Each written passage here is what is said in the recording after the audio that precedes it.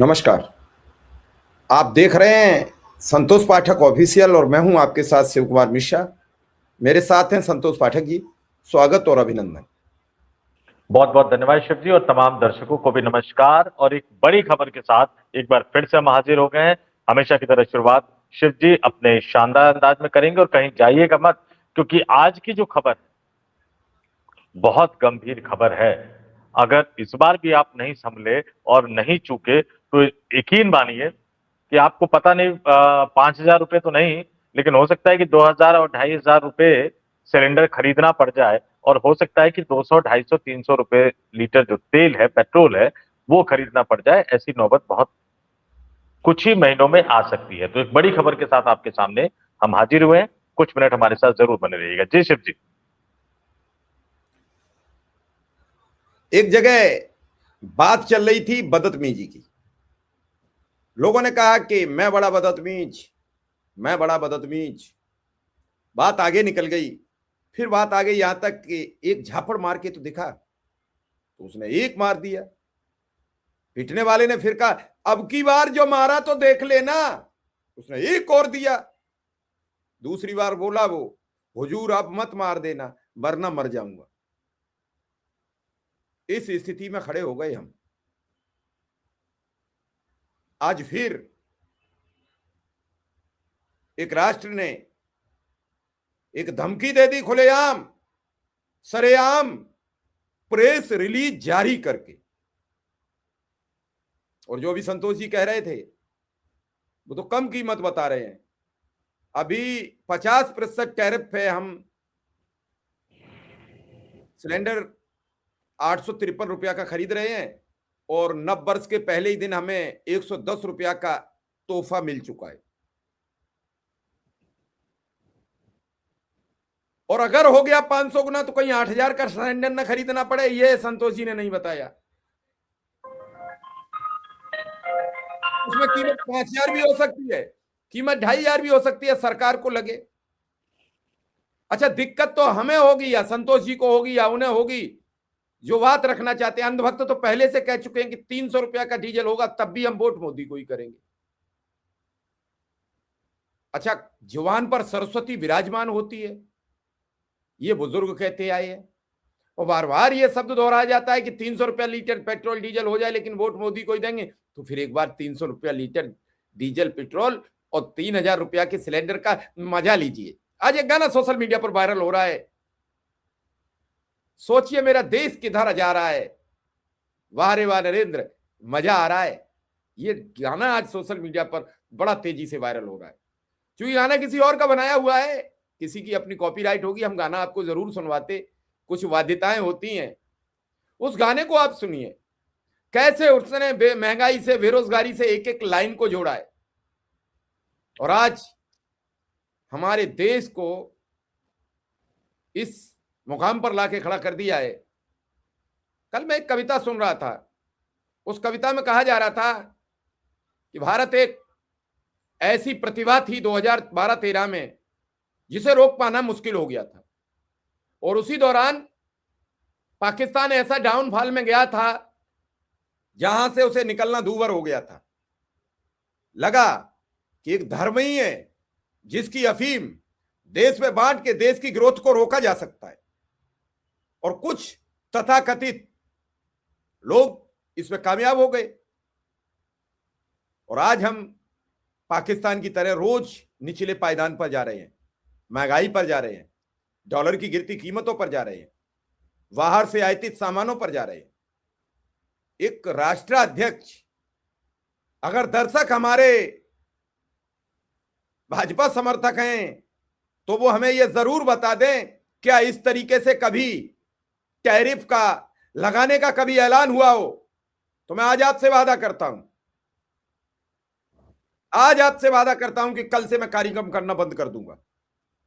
मैं आज आपसे खुलेआम ऐलान करता हूं, वरना अपने नेत्र खोल लीजिए, कानों से सुनने की क्षमता को बढ़ा लीजिए। हाथ में कटोरा आने में अब वक्त लगने वाला नहीं है। हम रोज मजाक बनाते हैं, पाकिस्तान में आटा इतना महंगा, टमाटर इतना महंगा, तेल इतना महंगा। उस ओर हम चल पड़े हैं, हमें रोकना पड़ेगा। हमें बचना पड़ेगा। और यही रोज हमें अमेरिका से धमकी मिलती है। हम जो आयात कर रहे थे वो आयात लगातार कर रहे हैं क्योंकि हमने टैक्स नहीं बढ़ाया है, और जो हम निर्यात कर रहे थे उस पर रोक लग गई।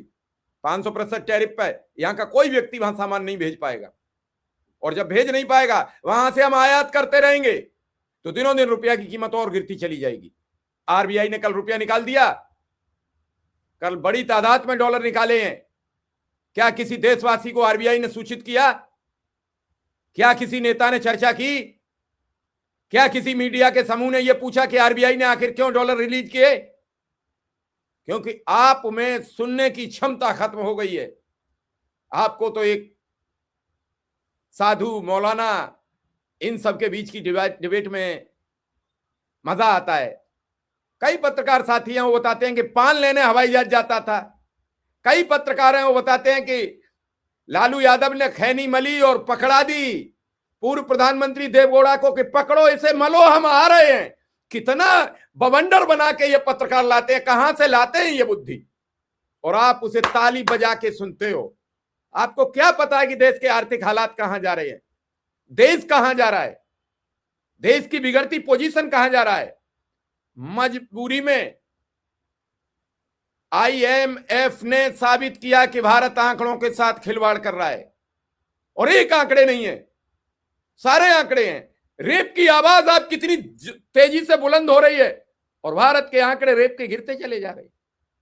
कल एक दरोगा, एक पत्रकार अपनी गाड़ी में एक बेटी की आबरू लूट बैठा, पत्रकार तत्काल गिरफ्तार कर लिया गया, दरोगा अभी तक लापता है। दरोगा की गाड़ी थी, कहां है दरोगा? पत्रकार पकड़ा गया, पत्रकार को सख्त से सख्त सजाओ, लेकिन दरोगा के पांव में भी गोली लगनी चाहिए, और जब गोली लग के दरोगा जेल जाएगा तो मैं समझूंगा इस राज्य की सरकार, इस राज्य की पुलिस न्याय करती है। अन्यथा फिर माना जाएगा कि अन्याय उसी स्तर से है, चेहरा देखकर न्याय और अन्याय का तराजू तुलता है। संतोष जी, इस टैरिफ का असर भारत पर क्या होगा?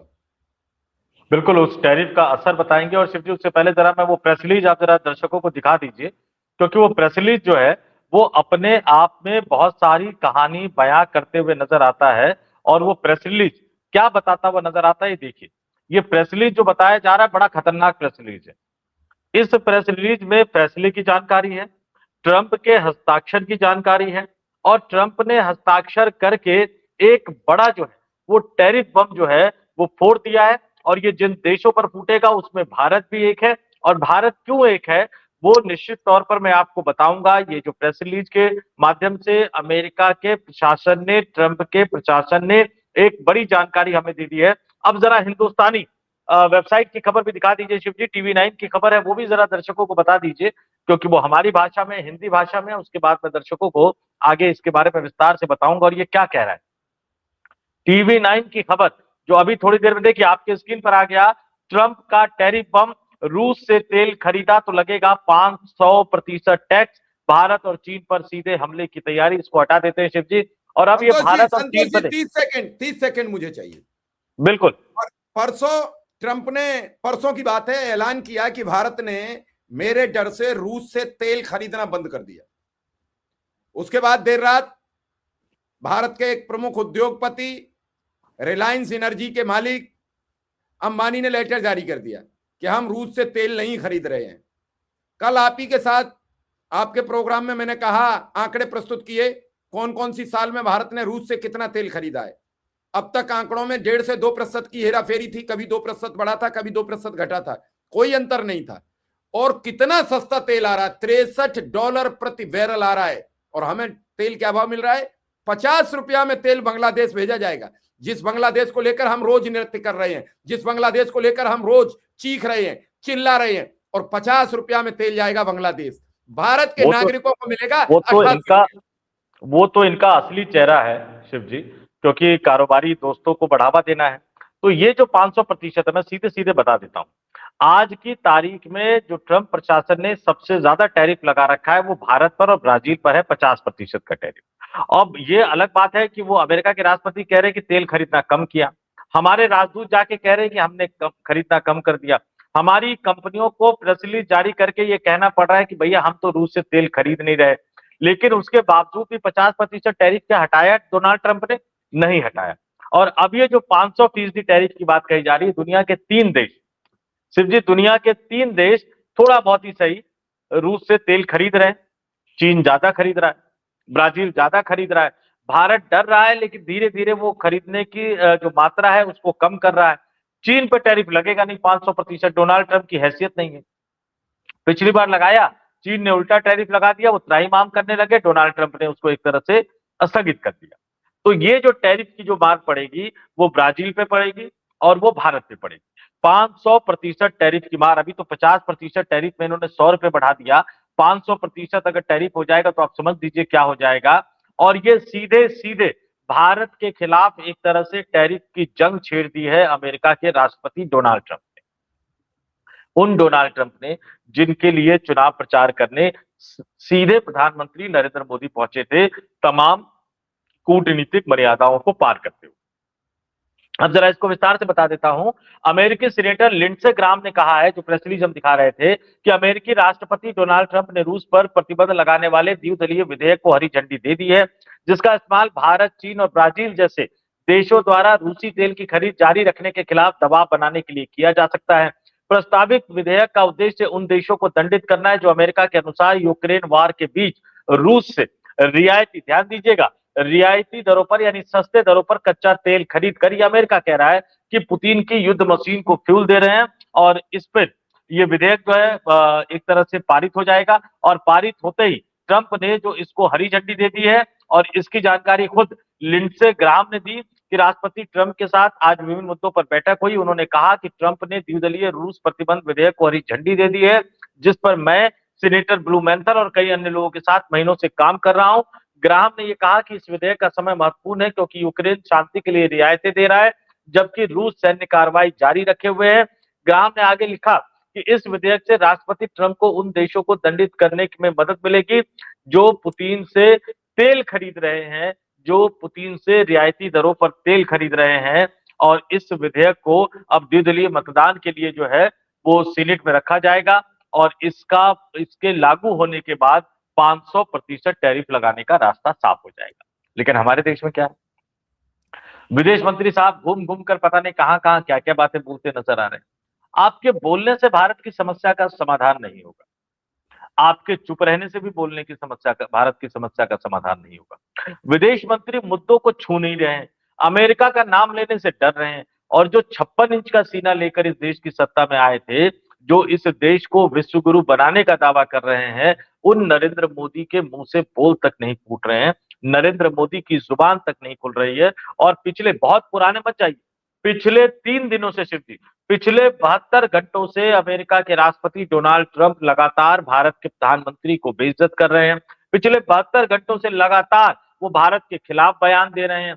पिछले 72 घंटों से लगातार वो भारत के हितों को, भारत के जो प्रतिष्ठा है उसको धूमिल करने की कोशिश कर रहे हैं। और हमारे यहाँ सारे के सारे भाजपाई चुप है। प्रेस कॉन्फ्रेंस हो रही है, लेकिन प्रेस कॉन्फ्रेंस में असली मुद्दों का जवाब नहीं दिया जा रहा, प्रधानमंत्री बोल नहीं रहे हैं। अब हालत ये हो गई है कि उत्तराखंड में मुख्यमंत्री, आपने जिक्र किया, मुख्यमंत्री ने कहा कि मैं अंकिता भंडारी के माता पिता से बात करके फैसला लूंगा। अंकिता भंडारी के माता पिता कह रहे हैं कि सीबीआई जांच करवाइए। मुख्यमंत्री आज कह रहे हैं कि 15 दिनों में जिन्होंने उत्तराखंड में आंदोलन किए उनको बताना चाहिए। अरे मुख्यमंत्री जी, वो आंदोलन नहीं होता तो आप अंकिता भंडारी के माता पिता से मिलने भी नहीं जाते।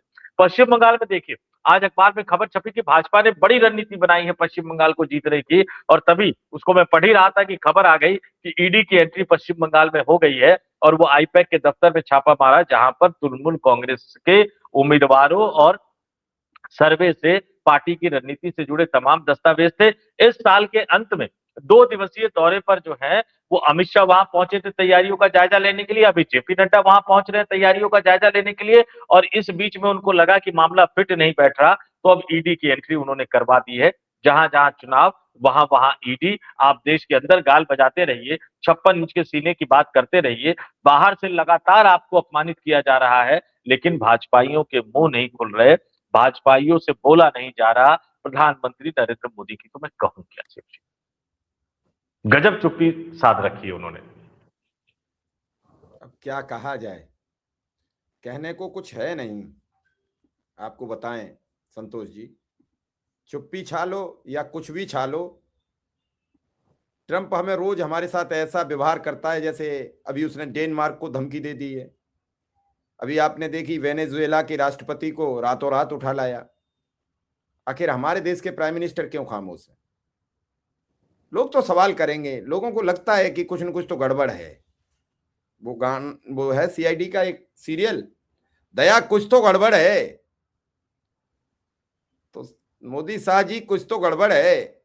और अखिलेश यादव ने आज आरोप लगा दिया कि भाजपा के भ्रष्टाचार के चलते जो ये सारी चीजें महंगी हैं मार्केट में, वो सब भाजपा के भ्रष्टाचार के चलते हैं। तो जब ये सब चीजें विपक्षी दल कहने लगे तो फिर अब भाजपा करेगी क्या? सवाल तो ये भी तो है। और एक बड़ी बात बताएं आपको कि भाजपा बोल क्यों नहीं रही है, भाजपा चुप क्यों है? आप देख रहे हैं एसआईआर पर बैकफुट पर आ गई है पूरी तरीके से। पक्ष विपक्ष सत्ता सब सवाल उठा रहे हैं। 6.5 करोड़ वोट कटना एक बड़ी बात है। 6.5 करोड़ लोग मर तो गए नहीं, 6.5 करोड़ लोग ट्रांसफर तो हो नहीं गए। और अगर इतने फर्जी थे तो पिछले लोकसभा को वैलिड कैसे ठहरा दोगे? संतोष जी, ये सवाल उठेगा। फिर 6.5 करोड़ वोट निकाल दो तो 100 वाले 70 और 60 पे आ जाएंगे और 240 वाले 130 पे आ जाएंगे। नहीं, या 100 उसमें भी वाले एक बात है, 100 वाले उसमें भी 50 एक पे बात आ है। जाए, नहीं 100 वाले उसमें 50 पे आ जाएंगे तो 240 वाले 120 पर आ जाएंगे। क्या कहोगे? उसमें भी एक बात है। पंचायत चुनाव जो होने वाले हैं उसमें कितने वोटर हैं यूपी में, और जो नई ड्राफ्ट लिस्ट आई है उसमें कितने वोटर है यूपी में, सिर्फ इतना पता कर लीजिए, दूध का दूध और पानी का पानी हो जाएगा। दूसरी बात आपको समझनी होगी, मैं दर्शकों से कहता हूं कि बहुत ज्यादा दूर आपको जाने की जरूरत नहीं है। आप सिर्फ इतना देख लीजिए कि 2014 में सिलेंडर की कीमत कितनी थी, अब कितनी है। 2014 में पेट्रोल और डीजल की कीमत कितनी थी, अब कितनी है। 2014 में ट्रेन के किराए की कीमत कितनी थी, अब कितनी है। 2014 में सामानों की कीमत कितनी थी, अब कितनी है। 2014 में सरसों के तेल की कीमत कितनी थी, अब कितनी है। घी की कीमत कितनी थी, अब कितनी है। सिर्फ इतना ही आप अंदाजा लगा लेंगे तो आप ये समझ जाएंगे कि इस देश में कितने बड़े पैमाने पर लूट हो रही है। और जब लूट हो रही है तो बिना सत्ता के तो लूट हो नहीं सकती, बिना डबल इंजन के सरकार के तो लूट हो नहीं सकती। यहाँ तो single engine, double engine, triple engine सब मिलकर जनता को लूटने में लगे हुए हैं। बहुत हुई महंगाई की मार कहने वाले राजनीतिक दल के नेता प्रधानमंत्री नरेंद्र मोदी ने इस देश की आम जनता को महंगाई के समुद्र में डुबो दिया है और कोई कुछ बोलने को तैयार नहीं है। और अब जिस तरह से डोनाल्ड ट्रंप ने हस्ताक्षर कर दिए हैं 500% टैरिफ पर, ये लागू होते ही भारत पर एक बड़ा आर्थिक संकट भी आ सकता है। शिव जी, मैं बहुत गंभीरता से इस बात को कह रहा हूं और इस बात को तमाम दर्शकों को समझना चाहिए कि ये देश आखिर किस तरफ जा रहा है और प्रधानमंत्री नरेंद्र मोदी बोल क्यों नहीं रहे। संकट के समय अगर आपका नेता बोलता नहीं, संकट के समय घर का मुखिया बोलता नहीं, तो फिर ऐसे मुखिया की जरूरत क्या इस देश को है? ये देश की जनता सोचे शिव जी। कितने बार संकट के समय चुप रह गया इस देश का नेता? मणिपुर पर बोले, किसान आंदोलन पर बोले, जब 700 लोग मर गए तो कहा मेरी गलती है। उनसे क्या 700 लोगों की जानें लौटी? एक और वाकया आपको याद दिला देता हूं। नोटबंदी का दौर था, मुरादाबाद की सभा थी, कहा मुझे सिर्फ 1 महीने का समय दे दो वरना किसी चौराहे पर जो चाहे सजा दे देना। न चौराहा बचा, न 1 महीने बाद जो मर गए उनके आंकड़े आए और आज तक उस पर कुछ हुआ हो। या भाजपा ने अपनी कभी पीठ थपथपाई हो कि नोटबंदी करके हमने देश में इतिहास रचा, देश में हमने उद्योग धंधे कामयाब कराए, नोटबंदी के बाद देश में हमने आतंकवाद की कमर तोड़ दी। बताओ, एक बयान आया हो तो आप हमें बता दीजिए। हो सकता है मुझे जानकारी ना हो, मेरे ज्ञान चक्षु भी खुल जाएंगे। उसके बाद एक प्रधानमंत्री योजना लाए, उज्ज्वला गैस योजना, घर घर चूल्हे बंद हो गए, घर घर लकड़ी कंडा के बीनने का काम बंद हो गया। सुध ली प्रधानमंत्री ने क्या उन गैस सिलेंडर लेने वालों की? क्या वो अब तक रिफिल हुए दोबारा? कितने मुद्दे आपको बताएं। एक और योजना चलो ले लेते हैं, आप ही बताओ। लाडली बहना योजना, लाड़की बहना योजना, दीदी योजना, जीविका दीदी, हरियाणा की एक योजना थी महिला रत्न करके, कुछ पहले बताया देश राज्य की प्रत्येक महिला को मिलेगा, और जब चुनाव में आ गए तो कहा कि इसमें वही कामयाब रहेंगी जिनके परिवार में बीपीएल में, उस पर भी संख्या ज्यादा बनी तो उन्होंने कहा वही लोग शामिल होंगे जिनके परिवार में कोई सरकारी कर्मचारी ना हो, कोई कमाने वाला ना हो। तो इस देश की जनता को समझना पड़ेगा कि या तो किसान सम्मान निधि पर वोट देते रहिए, हर तीसरे महीने 2000 की एक किस्त लेते रहिए, या 5 किलो राशन में अपने वोट को गिरवी रखते रहिए, या फिर जीविका दे दी और महिलाओं के नाम पर लाड़की बहना लाडली बहना योजनाओं में दिल्ली में वो भी नुकसान हो गया। संतोष जी आप तो चश्मदीद हैं, दिल्ली की महिलाओं का उसका उसे भी नुकसान हो गया, क्योंकि महिला मुख्यमंत्री पता नहीं कब कह दे।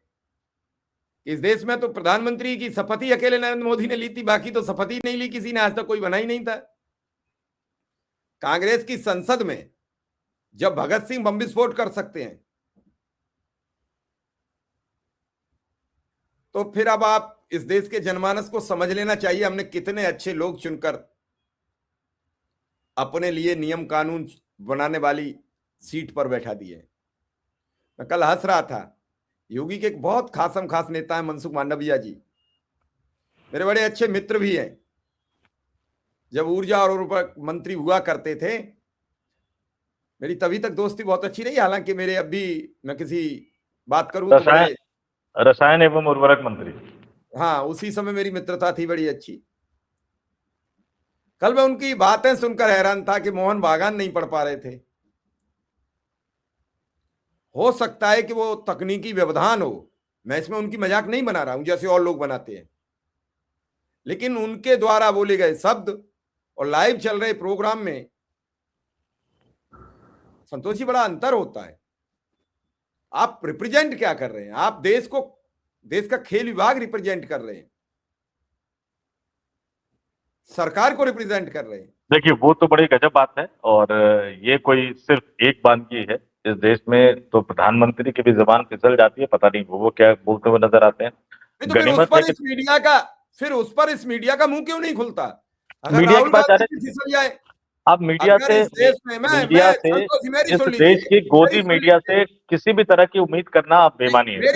मेरी 30 सेकंड सुन लीजिए। इस देश की मीडिया का खून खौल उठता है जब कोई स्थानीय नेता, मतलब अपने देश का नेता, प्रधानमंत्री पर कोई सवाल कर देता है, बड़ा गंभीर सवाल है, और उसके बाद रूस के, क्षमा चाहेंगे, अमेरिका के राष्ट्रपति ने क्या क्या नहीं कहा है, और उस पर इस देश की मीडिया का खून क्यों नहीं खोला?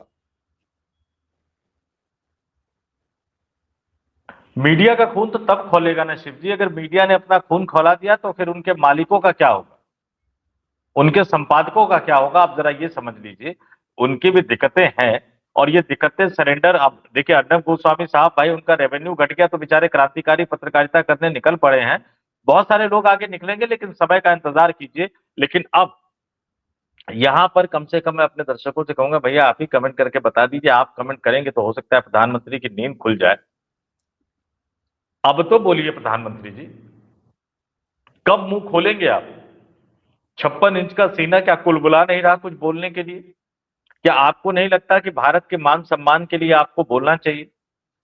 अब नहीं बोलेंगे तो फिर कब बोलेंगे? और देश के अंदर आप तमाम किंतु परंतु लगाते रहिए। विदेश से अपमानित किया जा रहा है, विदेश से टैरिफ स्ट्राइक की जा रही है, टैरिफ के बल पर हमें डराने धमकाने का प्रयास किया जा रहा है, और घटते खरीद तेल के आंकड़े रूस के साथ ये बताने के लिए काफी है कि आप डर रहे हैं अमेरिका की धमकी के आगे। तो आपको सामने आकर इस देश को कम से कम सब कुछ सच तो बताना चाहिए। कब बताएंगे देश के प्रधानमंत्री नरेंद्र मोदी? मेरा तो इतना ही कहना है, और दर्शकों से कहूंगा टूट टूट कर कमेंट करिए भैया, हमारे ही प्रधानमंत्री है, अपील कीजिए उनसे कि प्रधानमंत्री जी बोलिए, प्रधानमंत्री जी मुंह तो खोलिए। चलिए संतोष जी, यहीं पे फिर हम इस प्रोग्राम को विराम देते हैं और दर्शकों से जानेंगे कि आखिर क्या आपकी सहमति है, क्या आप तैयार हैं, और नहीं है तो हो जाइए महंगा सिलेंडर लेने के लिए। अभी हम रेट नहीं बता पाएंगे क्योंकि हमें उतना एस्ट्रोलॉजर नहीं आता है जो लोग घोषणा कर देते हैं कि आप प्रधानमंत्री का राहु खराब है, जनता का केतु खराब है, वो सब तो मैं नहीं बता सकता, लेकिन महंगे सिलेंडर, महंगी पेट्रोल डीजल के लिए तैयार रहिए अगर इस टैरिफ में बदलाव नहीं हुआ तो। संतोष जी, आपका बहुत बहुत आभार, धन्यवाद, नमस्कार। बहुत बहुत नमस्कार।